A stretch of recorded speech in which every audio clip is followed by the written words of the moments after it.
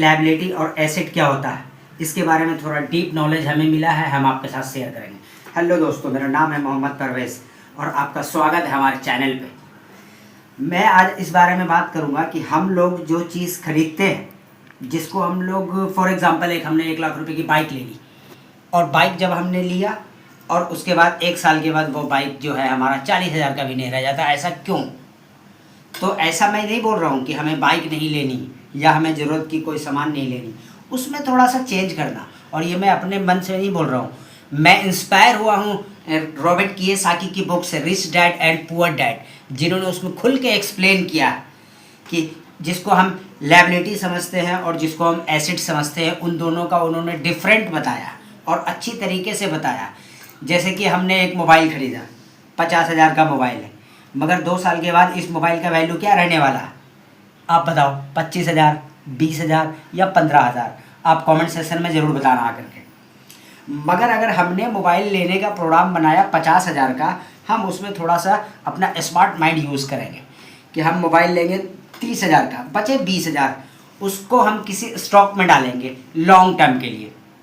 कोई भी स्टॉक जो आपको पसंद हो, जिसका आप रिसर्च करके निकाल सकें, IDFC, HDFC, yes bank, ICICI bank, Indian oil, Jio, IDFC, जो भी आपका दिल करे, जिस पे आपकी जानकारी ज़्यादा हो उस पे आप लगा दें अपने 20,000 रुपये, और 30,000 का आप ले मोबाइल, और ठीक 3 साल बाद आप दोनों को कंपेयर करें कि आपके मोबाइल का वैल्यू क्या है और आपने जो स्टॉक मार्केट में पैसे लगाए थे उसका वैल्यू क्या है।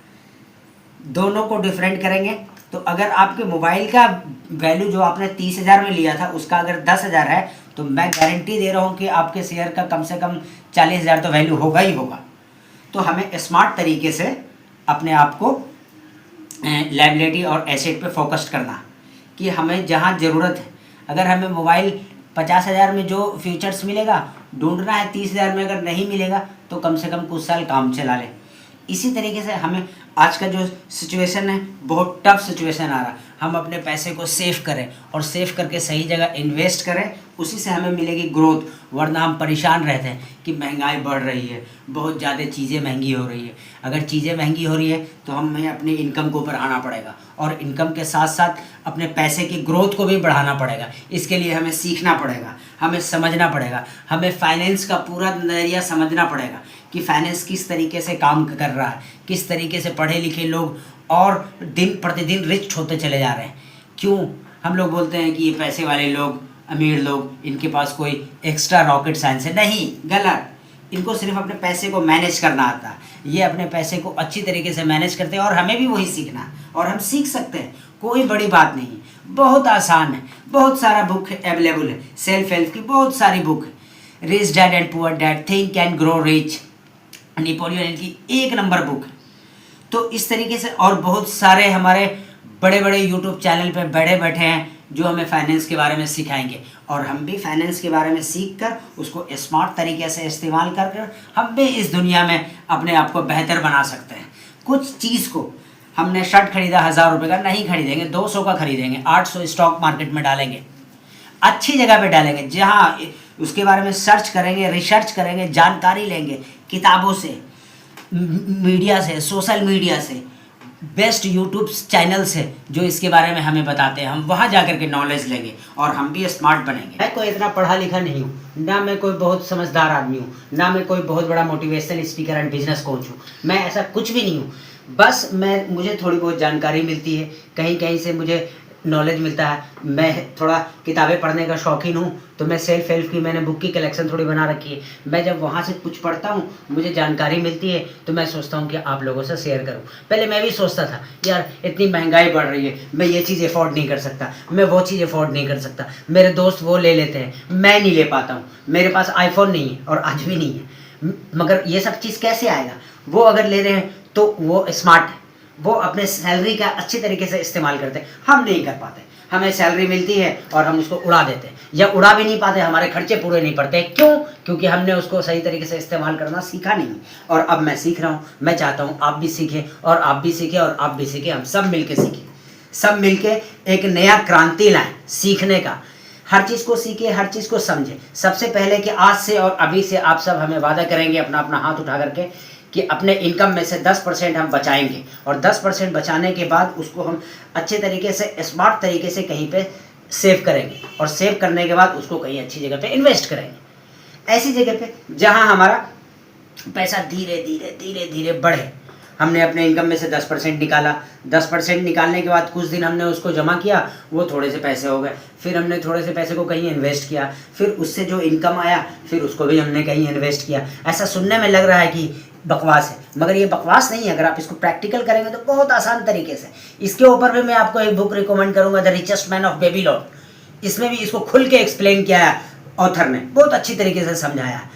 तो ये क्या है कि बुक हम तक पहुँच नहीं पाती है या हम ढूंढते नहीं। हम आज मोबाइल की दुनिया में खो गए, हम किताबों से दूर होते चले जा रहे हैं, लर्निंग से दूर होते चले जा रहे हैं। मगर हमें आने वाले सिचुएशन को कंट्रोल करने के लिए लर्निंग लेना पड़ेगा। अपने बच्चों का भविष्य बेहतर बनाने के लिए हमें ये सब सीखना पड़ेगा और सीख करके जागरूक होना पड़ेगा। फिर हम भी अपने आप को कह सकेंगे कि फाइनेंशियली फ्री है हम। अगर हमें कहीं गोवा जाना हो या कहीं घूमने के लिए जाना हो तो माइंड में ये प्रेशर ना हो कि मैं घूमने जा रहा हूँ, मेरी EMI कहाँ से जाएगी, मेरे घर का रेंट कहाँ से जाएगा, मेरे बच्चे का फीस कहाँ से जाएगा। नहीं, हमें इस टेंशन से मुक्त हो जाना। कम से कम आज सब मिलकर एक गोल बनाए कि हमें फाइनेंशियली फ्री होना, कि अगर हमें कहीं घूमने जाना पड़े 1 महीने के लिए तो हमारे माइंड में कोई प्रेशर ना आए, सब चीज़ बिल्कुल फ्री हो। कैसे होगा? प्लानिंग से होगा।